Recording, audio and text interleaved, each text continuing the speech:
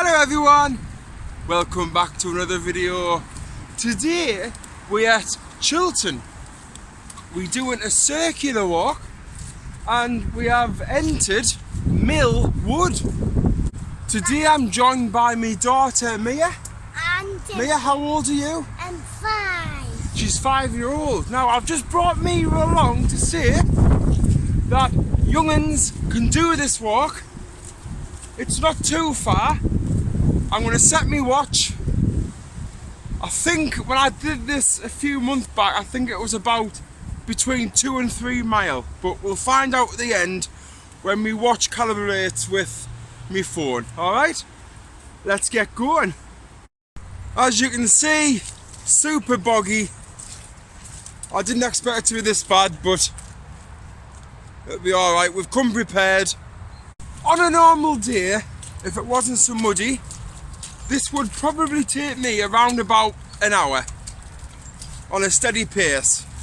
But because of the conditions and I'm with Mia, I reckon this is going to take me at least 2. But we've brought food and snacks and stuff, so on the way we can have a little snack and a rest.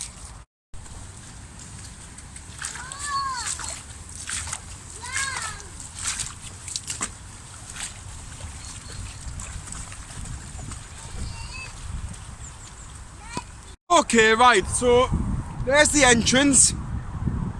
Probably wouldn't recommend going that way, that was atrocious. So the wood's left. We're gonna head left, enter the wood. That's the circular walk. We're in the wood now, and as you can see, immediately there's the signs. Now, we're gonna just continue on. Further along, you will see a sign, which I'll be videoing.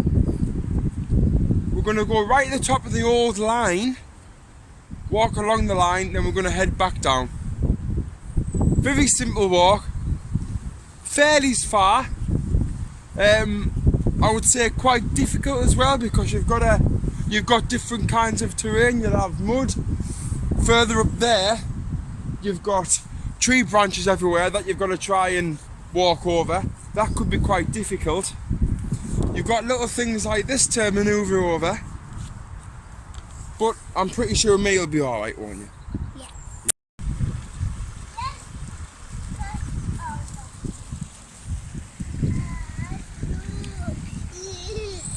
Yeah.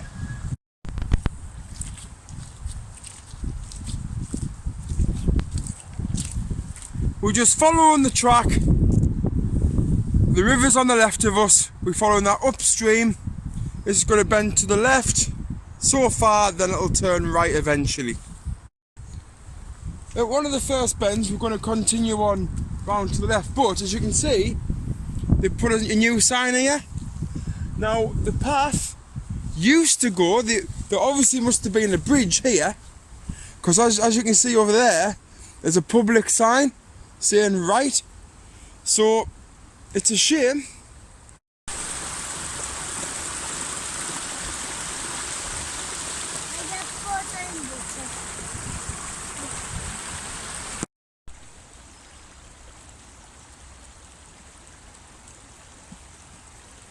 We've crossed the bridge, another public path sign, continuing on upstream.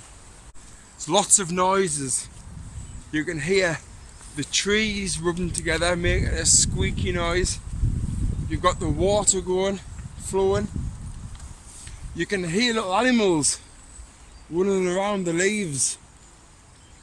Probably in the little house that they've built, isn't it, Mia? Yeah.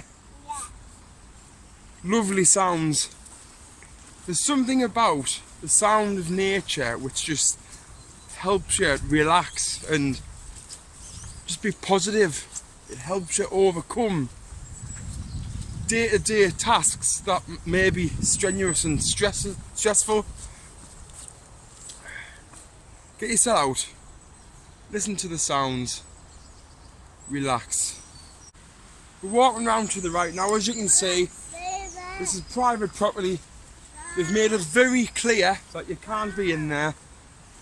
There's another public path sign saying turn to the right, then we got in left again. Okay, there's a public sign there saying continue straight on. I'm going to have a look at this because from what I remember, I used to always go left and walk round the outskirts of this.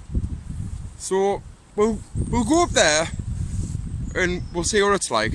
I got a comment about the microphone. I do love the feedback, so thanks for saying about the wind and that, but I have got a microphone and I think what's happening is the wind's coming through the zip and it's just picking up.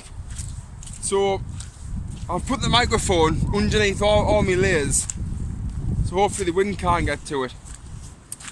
We're walking straight in the middle of the forest now. We're going to veer off left and then we'll see where that's going to lead us. I haven't gone this way before. Like I said earlier, I would have normally walked right round the outskirts of this place, but we're cutting through, we're following the official footpath. Let's see how it goes. So the last time I came down here, it wasn't as wet as this. It was like a small puddle, and I managed to walk along that, and I've had a little go there. It's just too slippy, isn't it, Mia? Yeah. So we're going to walk round, head up towards the old lines. We're on the old line now, as you can see. Coming up this public path has probably worked out better for today because I've got the Ben. If I was by myself with the dog, I would have turned left back down there and I would have walked all the way around along here. We're going to head across there now. If you wanted to, there's a public path there that'll take you up towards Chilton Industrial Estate, and there'll be different paths of where you can go from there. But for now, we're going to head along there, get to the end and turn right. Places like this, it's a shame that they haven't really done much to it. They've put the public path signs out there, which is fantastic. They must have upgraded the path a fair bit over the past couple of years, but places like this has got so much potential. You know, you have places like Hampstead Forest, but to us this is our local spot. This is local.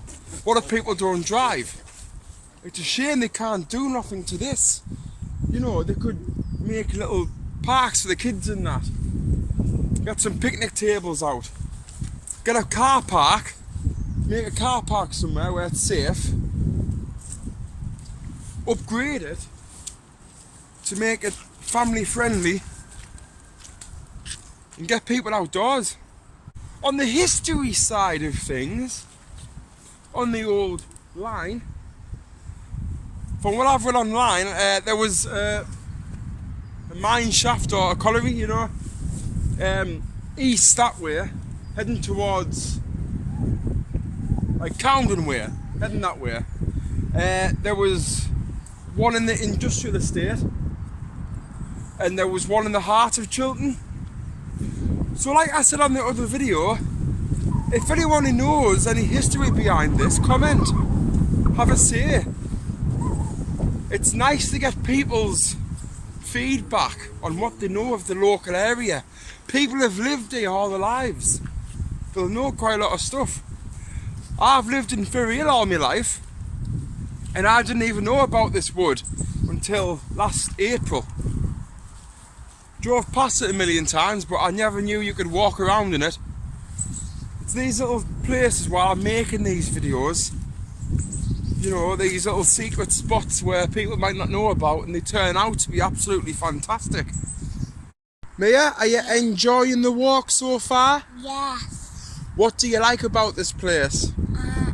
It's dirty when It's dirty? Yeah. Do you like getting dirty? No. We followed the old tracks down towards the bypass. There's a farmer's field there. Now we're going to follow the footpath to the right, and that's going to take us back down the wood to where we first started. While we've got Mia, we'll talk about the clothing that we wear. So from here, she's age 5 now, and what we do is, whenever we go shopping and when everything was open and is going to be open, we always pop into the second-hand shops, and there's always hiking gear for kids in second-hand shops. And let's just walk through. So the boots there that I got her, they're a good brand. I paid £2. I got her trousers from the car boot sale for 50 pence, and I got this Peter Storm coat, which has also got a fleece inside, for £3. You don't need to be spending an awful lot of money, especially for the kids, because they're just going to get minging anywhere. Yeah. For myself, for us adults, I got my coat from charity shop. I think I paid about £9 for it. I mean, in shops you're looking at these about 40 at least. Trousers I got from the regatta shop. They were on sale, fully waterproof, 5,000 mm. They were 20. And I got my boots from Sports Direct, Carrymore, leather material. I've had these for a good few years now. I think I paid about 50 for them. So you don't need to spend an awful lot of money. I mean, if you want to, by all means, yes, go out, get yourself all the top brands. But if you just start to get into it, I do suggest just getting just little things. When I first started, I can remember I bought a pair of Gellert boots, which were really good. I mean, they got us all over the place. I got a pair of Carrymore trousers. I got 2 pair for about 35 quid. And I got some tops from the charity shop. I didn't spend an awful lot of money. And yeah, they lasted us for the first few years. And then I decided that I do really like this. So then I went out and I did spend a bit more money on like better quality gear. Because I liked it, and I thought, well, I am going to get the most out of this. But she's doing well. We've done 2 miles now. Keep cracking on. Okay, we've got to the end of the farmers' fields on the left. This is going to veer off to the left. You must bear in mind, there's no public path signs around here. This is just going off your own back. We're just following the path. It will lead you back down to where you first started, but round this corner, unless there's a more clear path this time, but the last time I came, there was a load of trees knocked over, which covered the path, and you had to divert around each tree. The safest way possible, really. Right, so as you can see, it is quite the same as last time. Probably a bit easier, it must have been trodden down.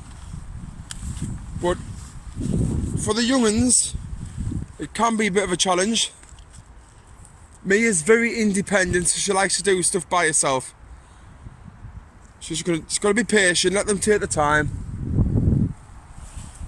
It's no rush.